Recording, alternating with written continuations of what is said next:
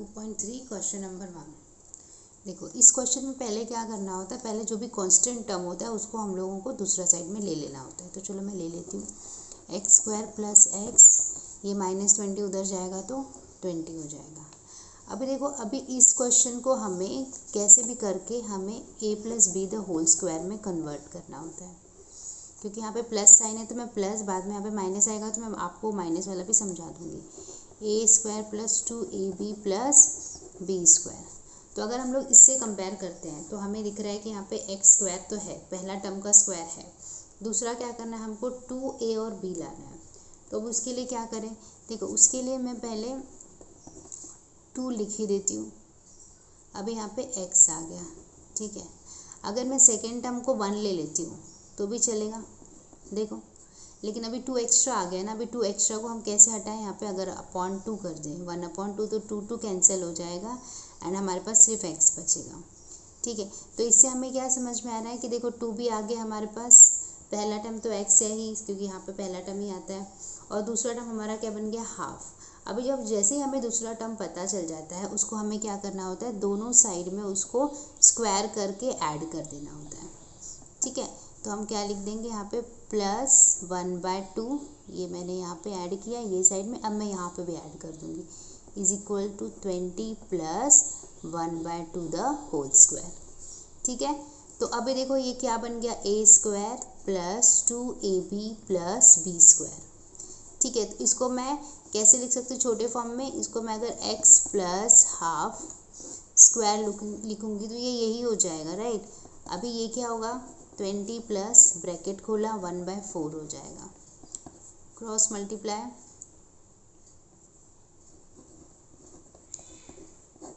हाँ, फिर ये क्या बन जाएगा 81/4 बन जाएगा, ठीक है। और यहाँ पे ये टर्म कैसे रहेगा, ये टर्म ऐसे ही रहेगा x plus 1/2 the whole square. अभी ये स्क्वायर को मैं उधर भेज देती हूँ तो ये क्या बन जाएगा, स्क्वायर रूट ऑफ 81/4, लेकिन प्लस और माइनस दोनों आएगा, यहाँ पे सिर्फ x प्लस हाफ बचेगा, ठीक है। अभी देखो 81 बाहर आ सकता है 9 के फॉर्म में, और 4 बाहर आ सकता है 2 के फॉर्म में। 9 9 जा 81 होता है, इसलिए 9 बाहर, 2 2 जा 4 आता है तो 2 भी बाहर, यहाँ पे प्लस माइनस, यहाँ पे क्या बचा x प्लस हाफ, ठीक है। अब मैं क्या करूँगी, ये हाफ को उधर लेके जाऊँगी तो x इक्वल टू माइनस हो जाएगा ये प्लस हाफ, प्लस माइनस 9/2। अब ये 2 में डिवाइड हो जाएगा तो एक बनेगा x equal to minus half plus 9/2, और दूसरा क्या बनेगा x equal to minus half minus 9/2, ठीक है। अभी ये देखो दोनों की डिनोमिनेटर हमारा सेम है ना, दोनों 2 2 है तो ऊपर डायरेक्ट रिलेशन बनेगा, मतलब 9 में से देखो प्लस साइन माइनस साइन तो सब्ट्रैक्शन हो जाएगा, 8/2 इक्वल टू 2 1 जा 4 जा, मतलब 4 आ गया, यहाँ पे 4 आ गया। यहाँ पे क्या आएगा, यहाँ पे भी सेम डिनोमिनेटर सेम है तो 2 एक बार ही लिखूँगी, लेकिन साइन देखो नेगेटिव नेगेटिव मतलब ऐड हो जाएगा, -10 हो जाएगा, 2 1 जा 2 2 5 जा, तो यहाँ पे क्या आ गया -5। तुम्हारा आंसर क्या हुआ, देयरफॉर x इक्वल टू 4, -5।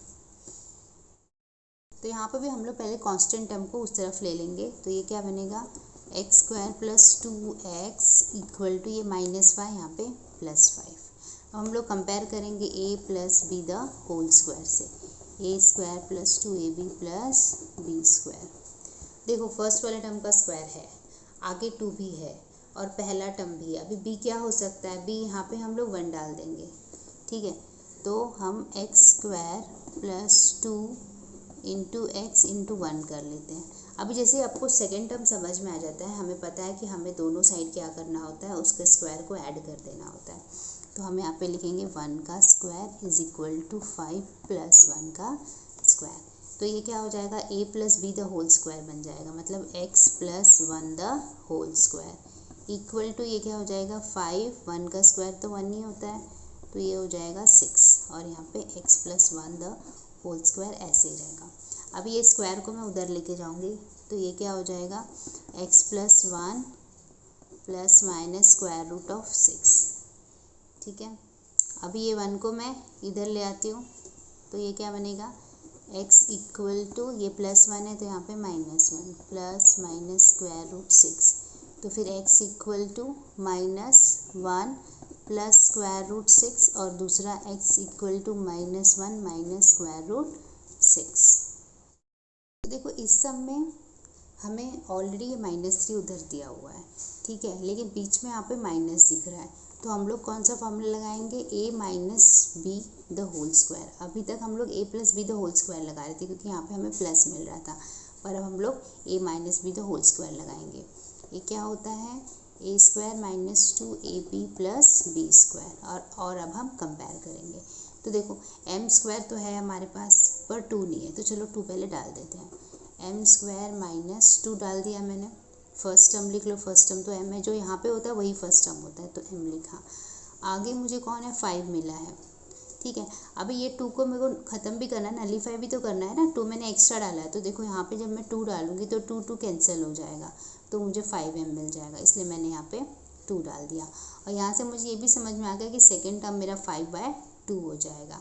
तो 5/2 को हमें क्या करना होता है, हमें दोनों साइड 5/2 का स्क्वायर करके ऐड करना होता है।